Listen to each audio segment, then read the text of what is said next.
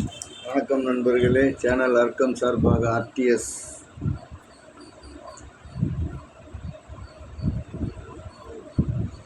புதுக்கோட்டை மாவட்டம் திருமயத்தை சேர்ந்த ஜாஃபர் அலி அவர்கள் அதிமுகவினுடைய சிறுபான்மையினர் பிரிவு செயலாளர் லாரி ஏற்றி கொல்லப்பட்டிருக்கிறார். அது சம்பந்தமாக 4 பேரை கைது பண்ணியிருந்தாங்க. இப்போ அது சிபிசிஐடி கிட்ட அந்த கேஸை ஒப்படைச்சிருக்காங்க. இது பார்த்திங்கனாக்கா இது இவங்களுடைய ஆட்சி வந்தாலே, திமுக கழகத்தினுடைய ஆட்சி வந்தாலே மணல் கொள்ளை, கிரைனைட் கொள்ளை இதெல்லாம் தொடர்ந்து நடந்துக்கிட்டே இருக்கும். கிட்டத்தட்ட பார்த்திங்கன்னா, ஆனால் அதை தடுக்க போகிறவங்க கொல்லப்படுறாங்க. இது இப்போ தொடர்கதையாகவே இவங்க இது நடந்துகிட்டு இருக்கிறது. அதே மாதிரி பார்த்திங்கனாக்கா இப்போ இந்த இதில் பாருங்கள், இந்த வருஷத்தில் 23 ஏப்ரல் மாதம் தூத்துக்குடியில் மணல் கொள்ளையை தடுத்து நிறுத்திய கிராம நிர்வாக அலுவலர் லூர்து பிரான்சிஸ் கொல்லப்பட்டார். மணல் கொள்ளையை தடுத்த லூர்து பிரான்சிஸு இவர் ஒரு கிராம அலுவலர், விஓன்னு நினைக்கிறாங்க, விஓ. அதே மாதிரி பார்த்திங்கனாக்கா 22 கரூரை சேர்ந்த சமூக ஆர்வலர் ஜெகநாதன் கொல்லப்பட்டார். 2வது கொலை. இந்த இதில் மட்டும் நேரடியாக இது ஒரு திருட்டு கும்பல், நல்ல கரெக்டாக செய்யக்கூடிய ஒரு கும்பல். இந்த பணம் இதெல்லாம் விற்று ஆயிரக்கணக்கான கோடி, 1 கோடி 2 கோடி இல்லை, நாமெல்லாம் தெரு கோடியில் நின்றுட்டு இருக்கோம். என்ன இது பார்த்திங்கனாக்கா இன்றைக்கி ஆயிரக்கணக்கான கோடி. அப்புறம் பார்த்திங்கனாக்கா அதே மாதிரி வேலூரை சேர்ந்த பிரசாந்த் தன்னுடைய நிலத்துக்கு பக்கத்தில் இருக்கக்கூடிய நிலத்தில் சட்டவிரோதமாக மணல் அள்ளுறாங்க அப்படின்னு சொல்லியிருக்காரு. 24 அவர் காவல்துறையில் புகார் அளித்திருந்த நிலையில் அவரும் கொல்லப்பட்டார். 3 கொலை. ஒன்று திருமயம், இன்னொன்று தூத்துக்குடி. இந்த இது பார்த்திங்கனாக்கா வேலூர். பாருங்கள் மாஃபியா எப்படி ரவுண்ட் அடிக்கிறாங்க பாருங்கள்.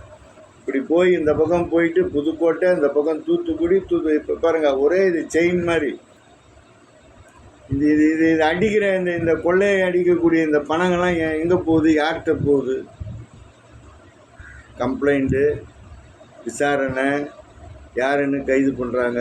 கைது பண்ணுற நேரத்தில் விசாரணை நடக்குது. விசாரணை நடத்திட்டு அதுக்கப்புறம் இந்த பணம் எங்கே இருக்குது, எங்கே போச்சு, யாருக்கிட்ட கொடுத்தாங்க, எப்படி போச்சு, இதுக்கெல்லாம் ஒரு தீர்வே கிடையாது. இல்லை, வரமாட்டேங்குது. உண்மையே வெளியில் வரமாட்டேங்குது. எல்லாமே எல்லா நிலையிலையும் யார் அந்த சாருன்னு கேள்வி வைக்க வேண்டிய ஒரு நிலையில தான் எல்லாமே போயிட்டுருக்கு. இன்றைக்கி இருக்கக்கூடிய ஒரு நிலை அந்த மாதிரி இருக்குது. அதே மாதிரி பார்த்திங்கனாக்கா அரசு நிலத்திலும் வரமுறையற்று காற்றாலைகள் நிறுவப்படுவது குறித்து புகார் அளித்த விவசாயி கொலை மிரட்டலுக்கு ஆளாக்கப்பட்டார்.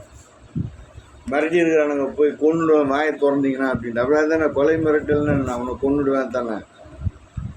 இது கனிம வள கொள்கை முடிவில் மாற்றம். இப்போ என்ன சொல்கிறாங்கனாக்கா, அரசாங்கமே நேராக மணலை பிராந்தியை விற்கிற மாதிரி நீங்களே எடுத்து, ஏற்கனவே அப்படி தான் இந்த மாதிரி நடக்குதுன்னு தான் அந்த அம்மா கொண்டு வந்தாங்க. 1 யூனிட் மண் அவங்க கொடுக்குறது 1000 ரூபாய்க்கு கொடுக்குறாங்க.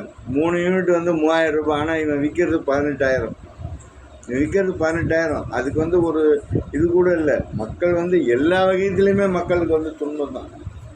மணல் மாஃபியா, கிரைனைட் மாஃபியா, கல்குவாரி, அரசனுடைய கனிம வளங்கள் சூறையாடப்படுகிறது எல்லா பக்கமும்.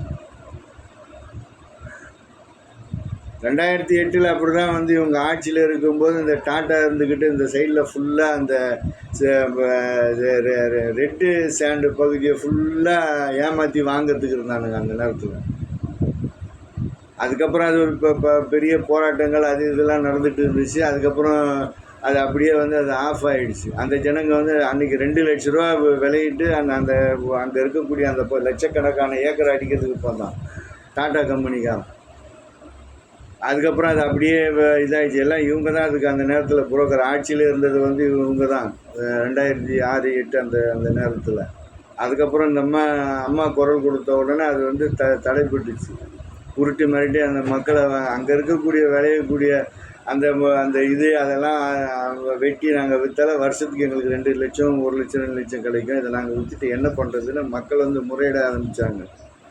இந்த மாதிரி உருட்டல், மிரட்டல், கொலை.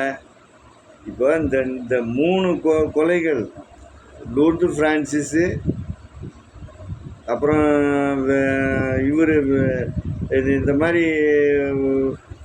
கொலை 3 கொலை பண்ணியிருக்காங்களே. இந்த 3 கொலைக்கு வந்து அந்த உயிருக்கு என்ன விலை? பல்லாயிரக்கணக்கான கோடி. அப்போ அந்த உயிரினுடைய விலை.